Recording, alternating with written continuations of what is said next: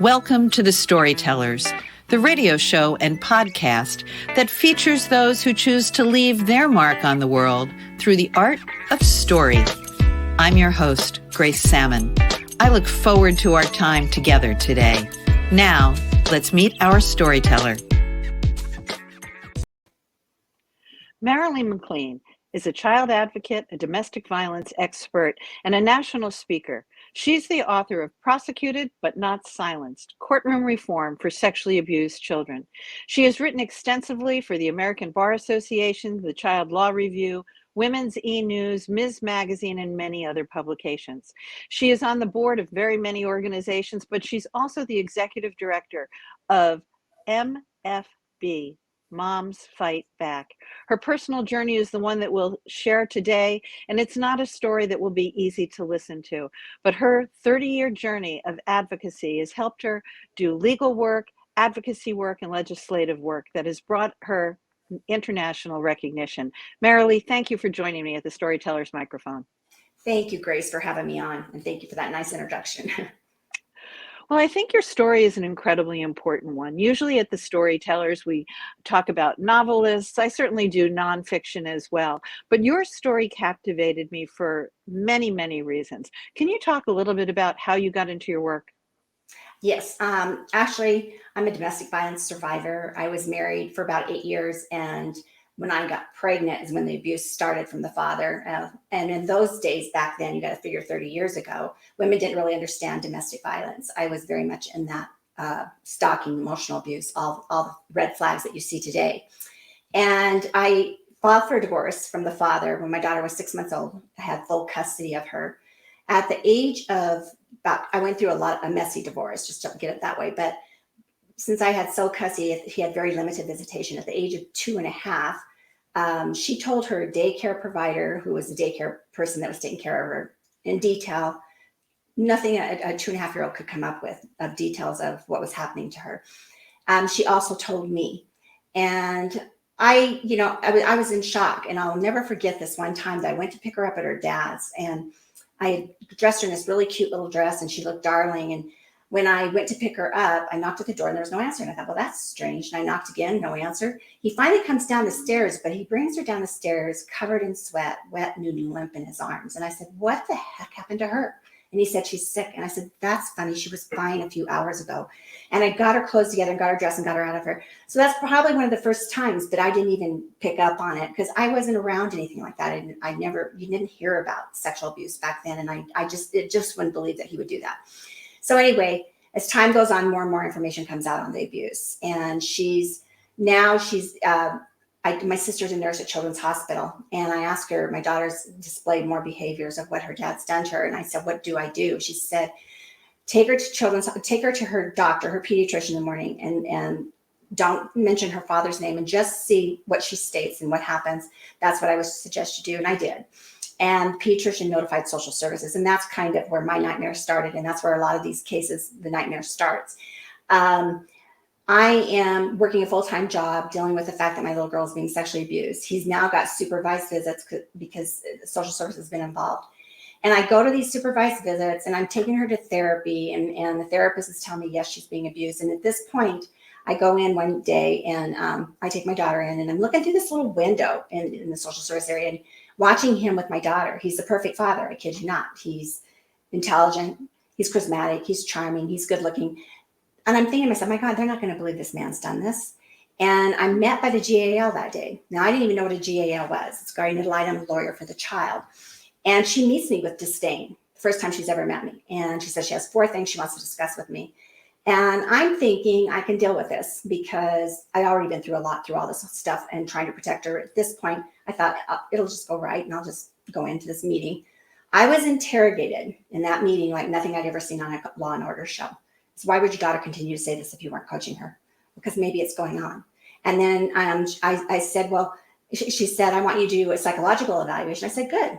I said, maybe we'll get to the bottom of this. And she points her finger in my face and she says, and maybe we'll find out about you. And I'm thinking, geez, And then the next thing was, I said, well, have you met with a daycare provider who spends all the quality time with my daughter? And she hadn't. And she said, she wanted us to do the separation counseling. I just spent 2.5 years trying to get away from this man. I mean, total stalking, abuse, emotional abuse, never leaving me alone, calling me 24 hours a day at my work. So she says, separation counseling. I'm thinking, my God, it's just been all this time. And I'm thinking it to myself, but I didn't say anything to her. The next thing was parental alienation syndrome. This is parental alienation syndrome. I never heard the term before.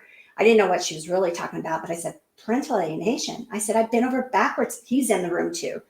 I've been over backwards for this man to be in her life. I had a great relationship with my own father, and I wanted her to have a chance to have the same. And I said, would you like to hear what she's saying about you? And then she said, this child's going into foster care. She had a foster care home lined up before I even walked in. I'm the sole caretaker. You don't take a child out of the primary resident like that and traumatize them, like what happened here. I went into another room. I laid my head down on a desk and I cried as if I had died. I just felt like I had my soul ripped out of me. I've never been away from my baby. And social worker comes up and taps me real coldly on the shoulder and says, you can go say goodbye to your daughter now. And I got up. I couldn't even feel my legs. There was like a gray mist around me. I'm walking down this hallway and my legs were shaking. And they go, look at her. She can't handle it. She can't say goodbye to her daughter. I said, oh, yes, I can. Because I wanted to make sure my baby, I said goodbye to her. Anyway, they had the police escort me out. And I can't even imagine it. I'm driving 100 miles an hour to the doctor's office that just stated my daughter was being sexually abused. So I brought that up to the GAO. I said, have you read Dr. Baker's report? Because she just told me the day before, yes, your daughter's being sexually abused and has been exposed to sexual stimuli. And this GAL says, Dr. Baker does not state any such thing. So I feel like I'm going crazy. So I go to Dr. Baker's office and she says, my God, what happened to you? Because my makeup's thrown all over my face and I'm a wreck. And she said, oh my God. I said, they just took my baby from me. You know the truth. You fight for us. And she said, oh my God, I had an idea they do something like this. And I told them, absolutely not. So my daughter's in foster care. And during this time, she's with the foster care parent. They move her over to the daycare provider who was a foster care parent. And she's displaying more sexual behaviors. And she's crying out in the night, no, Daddy, don't. Owie, owie, it's bad. 5 and 6 times a night, she's arching her back off the bed and in pain. I witnessed it the previous months. Then she says that she's in a playhouse in the backyard. She's displaying sexual behaviors with another little boy. She says, you got to do something with what this child's going through. And they were going to put her in another foster home. She says, you do that to this child, it will kill her. She needs her mommy. They finally put her back in my home, but I'm not allowed to bring up the abuse again. That's what happens in these cases all across the country. That's why I work on this. I'm not an individual case. There's thousands of them, literally thousands. I get calls every day from women all across the country trying to protect their children with identical cases to mine. They all come down the same and they lose their children. So go ahead. So let's just take a pause here so our listeners have some clarity around this. You have a young child. She displays and shares that she's been in an abusive situation. You bring that forward, and all of a sudden you are accused of something I had never heard. And I was also a guardian ad litem. Sometimes that person is a lawyer. In the case where I was a guardian ad litem here in Florida, we are just advocates, legally assigned advocates for the child. So as you know very well, it varies state to state. In Maryland and Colorado, you have to be a lawyer. In Florida, you are just legally assigned to the courts. But you entered into this for the idea of protecting your child, and that has now put you separated from her, and now has put you on a trajectory where you have to prove that you are not doing parental alienation syndrome. And now you're finding all other mothers, many other mothers who are in the same situation. So tell us how the story moves into advocacy and what happens between you and your relationship with Lisa. Okay, her name's Amy. I'm sorry, Julie. But that's okay. It's all right. What really happens is at that point, I continue to fight. I lose her I'm testifying before Congress, and I'm lobbying in Washington, D.C., trying to make a difference. So I'm lobbying all week long. I was flying back and forth from D.C. to here to Colorado. I've gone to the governor of Colorado. I turned over every rock I could turn over to get her home and to get her safe. I was up against the system, and that's what all these mothers are. They're up against a system that chooses to not look at the safety of the child first. The best interest of the child statute is there for a reason, but the safety of the child comes first. And the best interest of the child statute is the parent that's more able to nurture the relationship with the other parent that gets custody. Obviously, a woman trying to protect her child is not going to nurture that relationship. So they're awarding custody to these fathers who are the abusers. And all these women, it's an epidemic numbers. When I testified for Congress, I testified with 10 other mothers from across the nation. I had no idea. I thought I was the only one going through this. mean, people ask me, what are you doing wrong? Why is this happening to you? What are you doing? And they couldn't understand it. And it's very difficult for anybody to understand. But when you see all these mothers that testified with me, they could have been me speaking. I vowed that day never to stop fighting this issue, and I haven't. So I've done, like you said, I completely went to work every day, working not just for my child, but for all the children across the nation and internationally as well. I just got back October before COVID. I went to speak in England before the court said at the parliament there.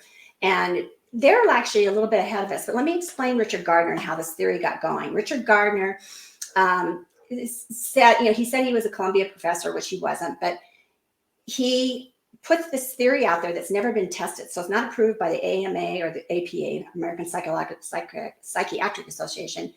And he put his theory out there. And in his own published books, he states, we all have some pedophilia within us, that it makes little girls and little boys better sexual partners, that you need to have more pity for the pedophile than scorn. I mean, did these judges read his book and understand what this man was doing? And there's still a bunch of group of people out there pushing it, which is really pro-pedophile is what it is. And he was used in my case. So they actually paid him, the GAL paid him in my case. So that's the direction my case went, and as Richard Gardner's theory. So I did a lot of media coverage here in Colorado, and I had a lot of media behind me to fight this issue. And I still couldn't get my daughter, but I brought a lot of attention to it. And I had a rally at the Capitol with a woman from New Jersey who's an attorney. She started the National Center for Protective Parents. And she was getting calls from mothers like myself, and she thought they were all crazy. And then she saw what was going on.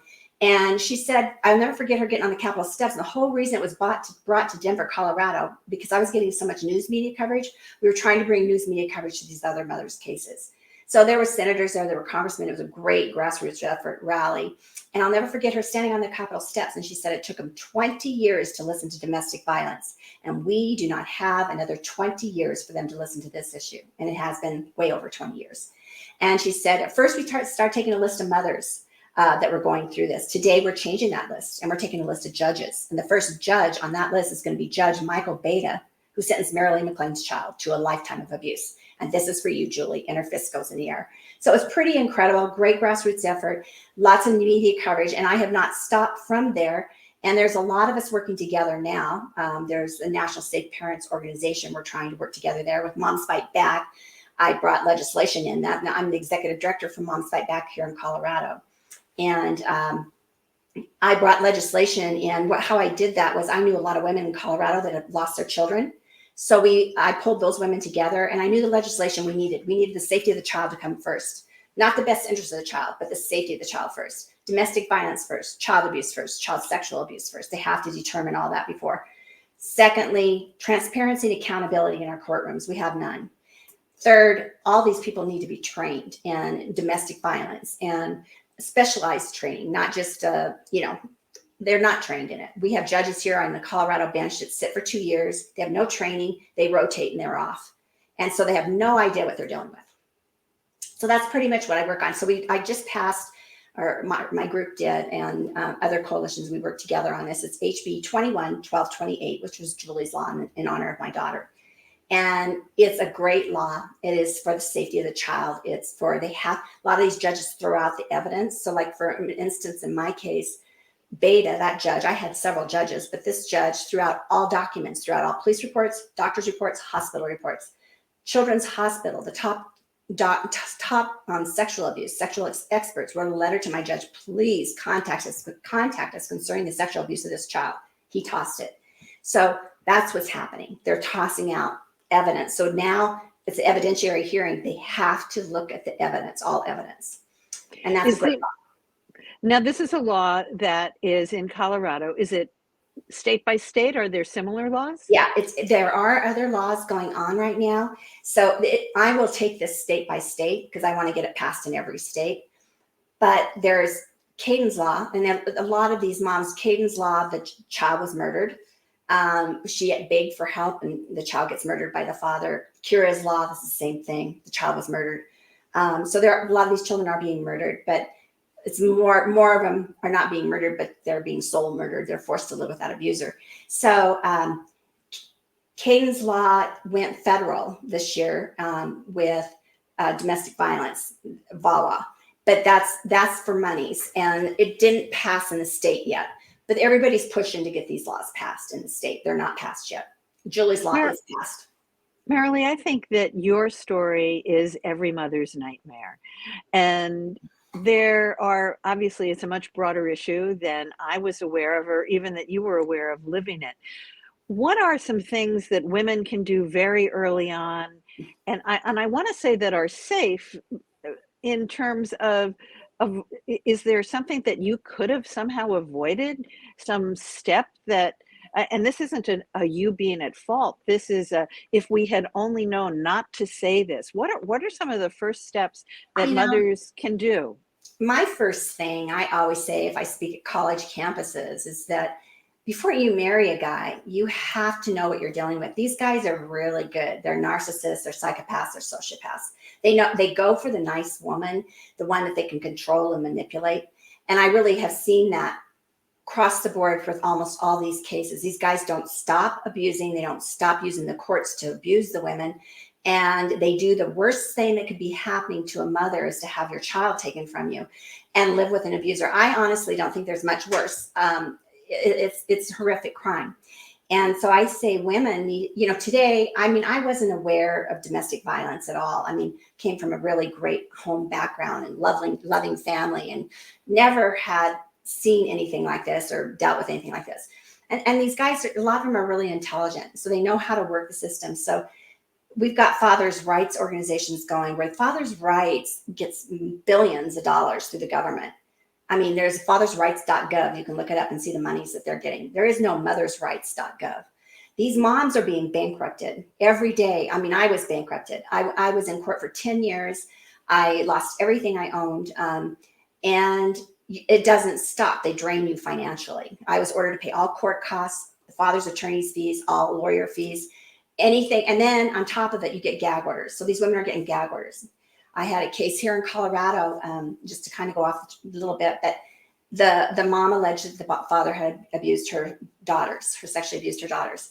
And she was in court for like 3 years and fighting it, $350,000 in legal fees. The attorney drops her case just before they're going in to end her parental rights. He gets scared. They end her parental rights. Can you imagine that? Once you lose your parental rights, you have no rights to that child again. So now she's lost her parental rights. The judge on the case got reprimanded here in Colorado. Her name was Natalie Chase, but they reprimanded her for racial slurs. Believe me, that's not what that woman was being reprimanded for. There was a lot more going on with her cases. And she would not let that mother talk when she had to go pro se because she had no more money. And she put her in jail because she went on the internet and posted something about her case. Put her in jail for 18 months. I mean, this is horrific. I mean, I got gag orders. They wanted to put me in jail. The only reason I never went to jail, and you probably would have never heard of me, because I had CNN behind me. When my daughter was 9 years old, 10 years old after I'd lost her, and I had supervised visits, I got to see her 1 hour a week in an 8 by 10 foot room. And I watched this beautiful child with her long dark hair fall out and those twinkly blue eyes go into a trance-like state. And she would lie on the floor and she'd say, I can't see you.